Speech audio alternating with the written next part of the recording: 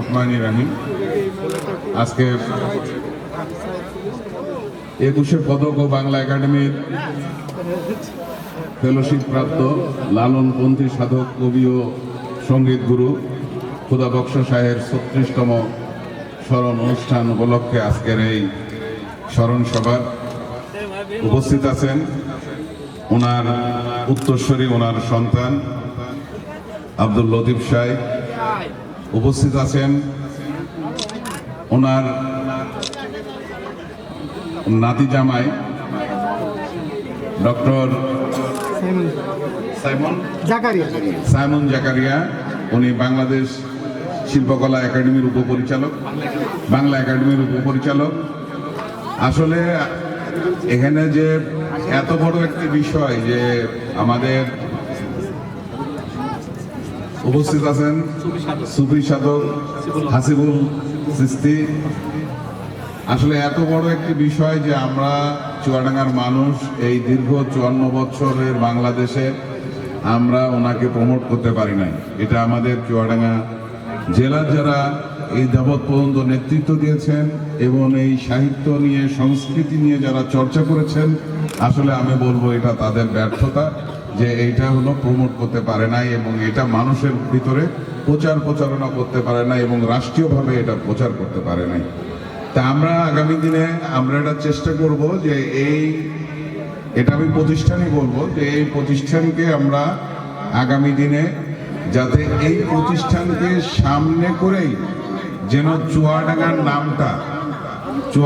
নামটা যাতে আমরা সব জায়গায় উঁচু জায়গায় ধরে দাঁড়াতে পারি। যে আমাদের চুয়াডাঙ্গা জেলায় জাপুর গ্রামে 21শে পদকপ্রাপ্ত একজন ছিলেন এই খুদা বক্স শাহ।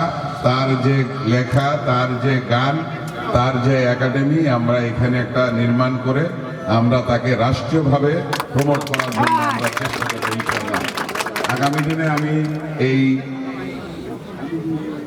সবার সহযোগিতা চাই এবং আমাদের বাংলাদেশে আমরা যারা বসবাস করি, আমরা তো যারা নেতৃত্ব দিই, আমরা তো সমাজকে সুসংগঠিত করে রাখার জন্যই কিন্তু আমাদের এই নেতৃত্ব দেওয়া। তা আমরা সমাজের সমস্ত মানুষের সাথে আমাদের সম্পৃক্ততা রাখতে চাই।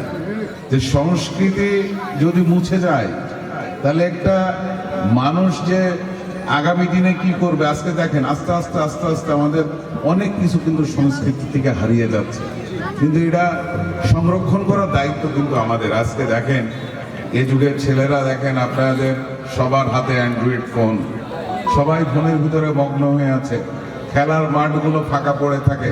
আজকে দেখেন যে শিক্ষার অবস্থা আস্তে আস্তে শেষের দিকে চলে যাচ্ছে। আমাদের সংস্কৃতি নষ্ট হয়ে গেছে বলেই কিন্তু এই সামাজিক এই অনৈতিকতা এবং সমাজের এই অবক্ষয়।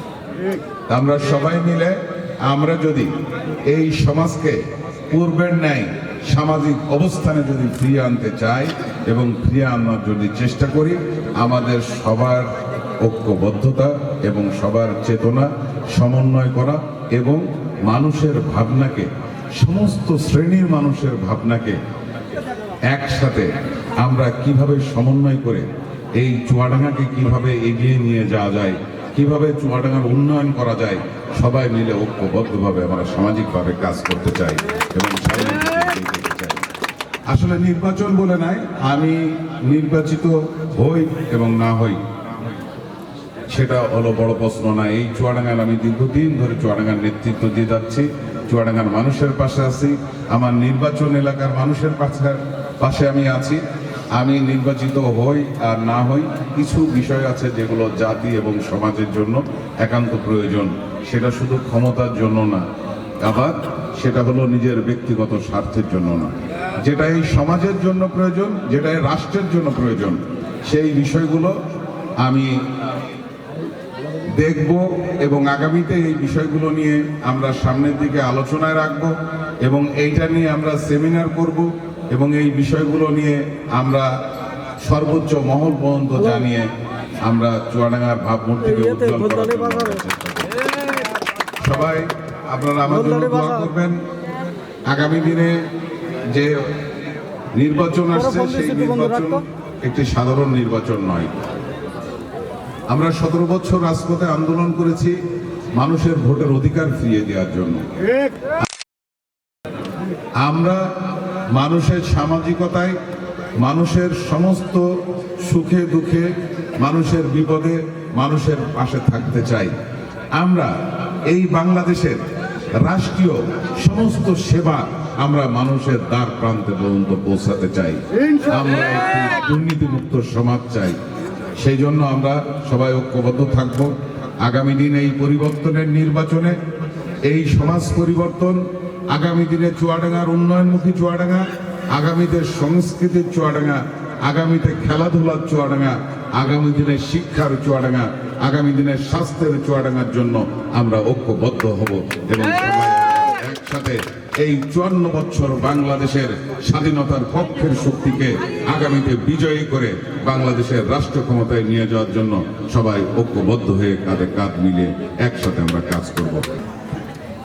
নেতা এবং নেতৃবৃন্দ, আমি আজ আবেগ আপ্লুত হয়েছি, যাকে আমি গোলাপ ফুল দিয়ে হৃদয় দিয়ে আমি শুভেচ্ছা জানিয়েছি আমার সেলিম ভাই এবং আমার বন্ধু। একসাথে আমরা শিল্পকলায় দীর্ঘদিন ধরে কাটিয়েছি, কিন্তু তারপরেও আমার অনেক আশা ছিল যে একবার না একবার এই মাটির কুড়ে ঘরে আসুক।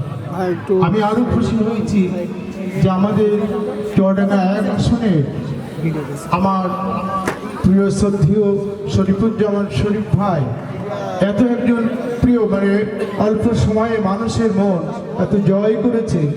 সাধুদের প্রত্যেকটি সাধুর নাম ধরেই এখন ডাকতে পারে উনি, প্রত্যেকটা সাধুগুরু চিনে জানে এবং সাধুরাই বলছে আমার যে শরীফ ভাইকে আসবে না, শরীফ ভাইকে আসবে না। এটি কতবার আমাকে বলেছে, আমি তো আমার বন্ধু সেলিমকে জানাতে পারিনি যে এতভাবে তারা চিনেছে যে শরীফ ভাই আসলেই জানে তারা বড় খুশি। তা আমি সাধুগুরুর কাছে আমি দোয়া চাচ্ছি এবং সেই সাথে আপনারা তেনাকে ভালোবেসে একটি ভোট তো দিয়ে দেবেন। এটা অনেক অনেক অনেক পাওয়ার আপনাদের যে তার নাম ধরে আপনারা ডাকছেন এবং সে কখন আসবে। সে মাহেন্দ্রক্ষণে উনি চলেও এসছেন। আমিও একটু চাচ্ছি যে ভাই আমার এখানে এমন কিছু উন্নয়নের ছোঁয়া লাগেনি। আমার সম্মানীয় এমপি আমার শহীদুল ভাই প্রথম আমার বাবার ওই যে মাজারটা দেখছেন, ঠিক ওই স্মৃতিসৌধটাও উনি করে গেছিলেন, তারপরে সে আর পারেনি। এবার আমার একটু দাবি আছে যে আমাদের আখড়াবাড়িতে বেশ অনেকগুলো কাজ বাকি রয়ে গেছে। ফরাসিরা যখন আসে তারা তাদের একটু জায়গা আমরা দিতে পারে না। অনেক বিদেশি মানুষ আসে, বিদেশিদের জন্য এখানে একটু সুব্যবস্থা করার দরকার আছে। এই বলে আমি আমার বক্তব্য শেষ করছি। আমার নেতা নেত্রীর কাছে আমারও চাওয়া যে আপনারা একভাবে থেকে ভাইকে জয় করতেই হবে। এবার করে জয় আপনাদের জয়, আমাদের চুয়াডাঙ্গার জয়। জয়গুরু আমি এই বলে শেষ করতে আমার বন্ধুর কাছে মাইকটা দিয়ে দিলাম। হ্যাঁ, আমি আপনাদের 10 থেকে 15 মিনিট পরে ফোন দিই। পেয়ে আমি খুবই মুগ্ধ এবং ধন্য আমাদের উপস্থাপক মহোদয় এবং আজকের অনুষ্ঠানের যিনি প্রধান অতিথি, এবারে জাতীয় নির্বাচনের বিএনপির মনোনয়নপ্রাপ্ত শরীফুজ্জামান শরীফ এমপি। আশা করি তিনি নির্বাচিত হবেন এবং এলাকার সাংস্কৃতিক পুনর্জাগরণে বিশেষ ভূমিকা রাখবেন। আর যে মাটিতে আমরা বসে আছি সেটা খোদাবক্সায়ের স্মৃতিধন্য জাহাপুর গ্রাম। পৃথিবীর বুকে সবাই চেনে এক নামে জাহাপুর গ্রাম। আমি যখন ইউনিভার্সিটি অফ শিকাগোতে গেছি ভিজিটিং স্কলার হিসাবে, তখন আমি ওয়াশিংটন ইউনিভার্সিটিতে বিশেষভাবে আমন্ত্রিত হই। খোদাবক্সায়ের উপর একজন গবেষক ছিলেন ডক্টর ক্যারল সলোমন, তার হাজব্যান্ড আমাকে আমন্ত্রণ জানালেন তাদের বিশ্ববিদ্যালয়ে বক্তৃতা দেওয়ার জন্য। সেখানে যে অভিভূত হই যে খোদাবক্সায়ের কণ্ঠস্বর ওয়াশিংটন ইউনিভার্সিটির এথনোমিউজিকোলজি ডিপার্টমেন্টে প্রায় 50 জিবি সংরক্ষিত রয়েছে এবং আমাকে হার্ড ড্রাইভে পুরো ডকুমেন্টটা দিয়ে দিলেন।